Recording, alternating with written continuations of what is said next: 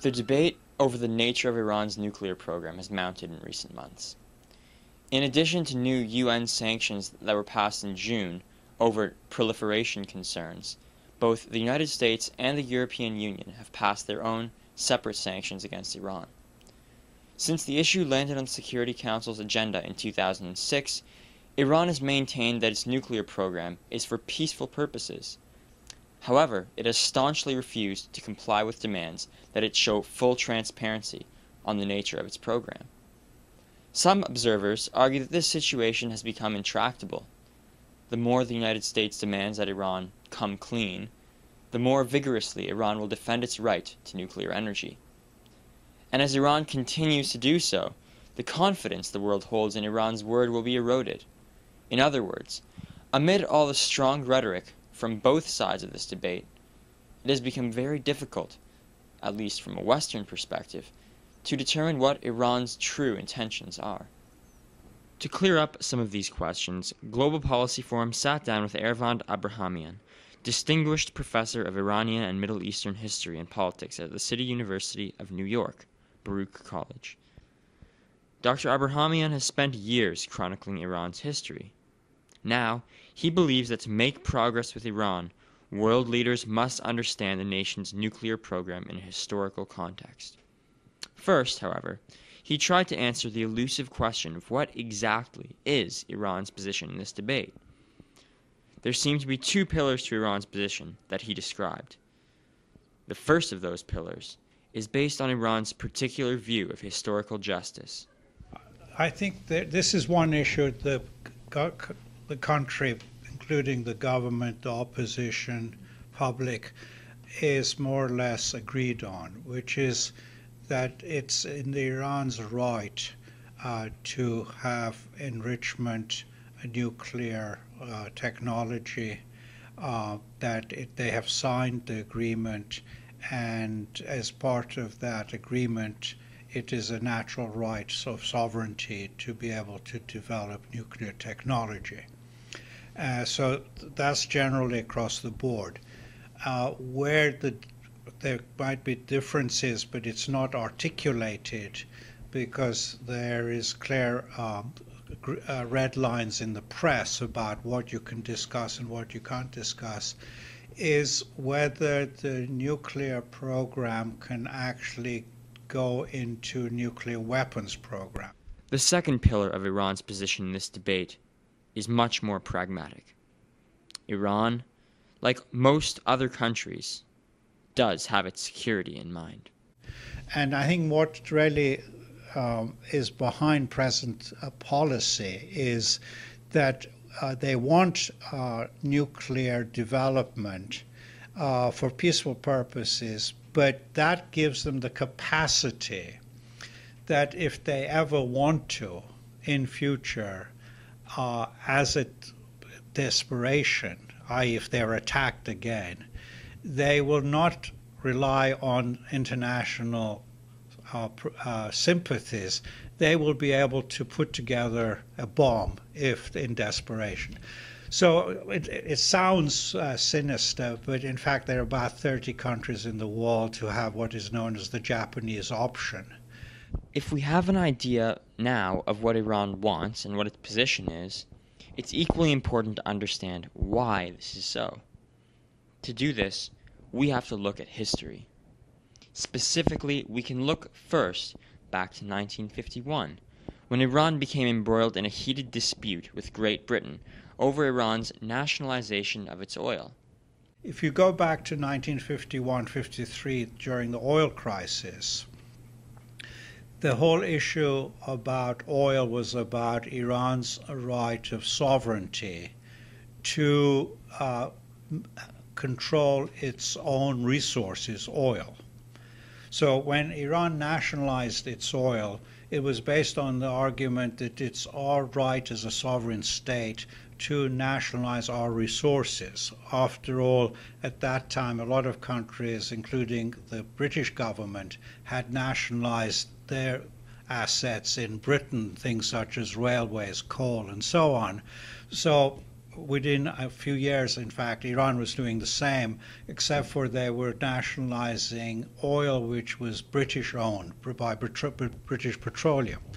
So the British position is, no, you can't nationalize this because it's British property, while the Iranian position was, it's our resources in our country, we have the right to nationalize it. Of course, we'll pay fair compensation, which is something required in nationalization. So most Iranians politically aware know that history of 51, 53. So what the present government is doing is trying to feed into that same paradigm and saying that, in fact, it's a repeat crisis, that what we're trying to do is assert our right. Here the right is of having nuclear technology for peaceful purposes, and United States here, rather than Britain, is stepping in saying, no, you can't do that. Therefore, it's violating our sovereignty. So that resonates well with the people who remember 51, 53. Of course, there is a subtle difference.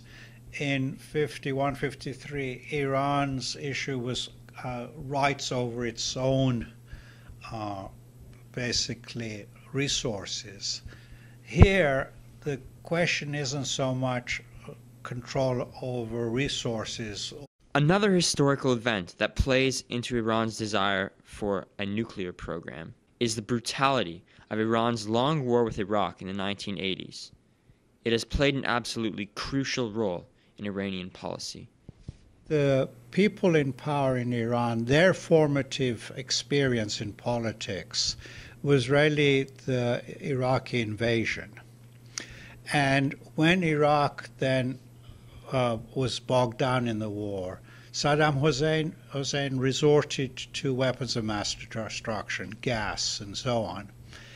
And when that happened, the expectation in Iran that this would be considered in horror in the West, because this was a taboo that Saddam Hussein had crossed. Even Hitler hadn't crossed that line in World War II. Here, Saddam Hussein was blatantly using mass weapons of destruction, and Iranians were being slaughtered in the front lines.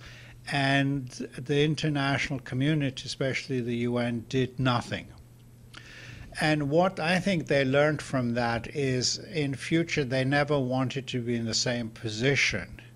So if there was ever a war again in future, they didn't want to have to depend on international and public opinion for protection, that they needed to rely on themselves for protection. And this is what I think has led to the present government saying that they want nuclear technology, always for peaceful purposes.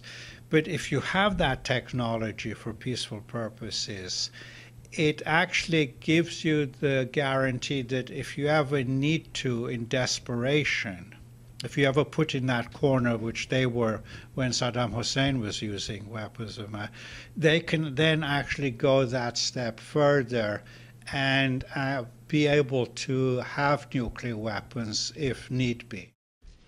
Even if the government frames its policy in terms of a historical narrative that resonates with the Iranian public, that does not necessarily mean that the government is widely supported for its approach to the nuclear debate. The public feels that Iran has the right, and this right is being restricted by the UN. But when it comes to the question of blame, it's more complicated. Much of the opposition and also the public actually blames the Iranian government for mishandling it. So there's a lot of basically criticism of Ahmadinejad that he has mishandled the situation, and therefore Iran's position has been misrepresented. And therefore the blame is not actually put purely on the shoulders of the US and the UN. It's also actually distributed with Ahmadinejad. But by bringing in issues such as Israel, the Holocaust, it's created a bad atmosphere in which then the international community says we can't trust Iran. And then the burden is put on Iran to prove itself innocent. Then becomes a very hard, it's a complicated situation. However, Iranians are not exactly sympathetic to the United States. While Iranians generally have no problem with the American people, they do oppose Washington's foreign policy. That is a major obstacle to reaching a true understanding between the two peoples and the two governments. There is very little antagonism to Americans as Americans or American culture or dress. But what you have is a deep distrust of American foreign policy. And even when you have surveys done, sort of telephone surveys from the United States, it's clear that people want better relations with the United States and negotiations. But when you ask them, do you trust United States government, the overwhelming response is no, we don't trust them. Why? And it's because it's historically they've had that experience. The CIA coup is basically the what formulates the whole attitude. So what I think the clash that you often see is Iranian nationalism seeing U.S. as the imperial power that still wants to come back. I asked Dr. Abrahamian if the United States wants to prevent Iran from acquiring nuclear weapons, how should Washington proceed based on the understanding we now have of the historical context of this nuclear debate? Well, I think actually the nuclear issue is resolvable if the American administration went back to the position it had when this administration came in, which is they are quite willing to see Iran have a nuclear program as long as it doesn't go to the point of nuclear weaponizing. And the Iranians would be able to accept that. But the problem, I think, has been in the last few months is U.S. has stepped back from that more reasonable position to being more intransigent that Iran should cut back its nuclear program and stop enrichment. A position, of course, the Iranian government will never accept. But I think what now it really is dependent on is U.S. actually becoming more forthcoming. And if they do that, I think the Iranians would be willing to, not just because of sanctions, just for other economic reasons, make an agreement where they will give guarantees that they're not going to go for weapon programming. Certainly, the United States does not and should not be fully responsible for resolving this international crisis. Iran, too, has to demonstrate a willingness to seriously engage with the United States, especially since Tehran has rebuffed a number of Barack Obama's expressions of goodwill. However, the United States still can change the direction of the current debate. Dr. Abrahamian showed us that by understanding how Iranians and their government perceive their rights, their security, the United States, and the United Nations, we can identify some of the steps that might be taken in the United States to constructively resolve the nuclear issue. This conclusion speaks more generally to the importance of considering a given situation in its historical context. For without understanding the past, it is often very difficult to make sense of the present.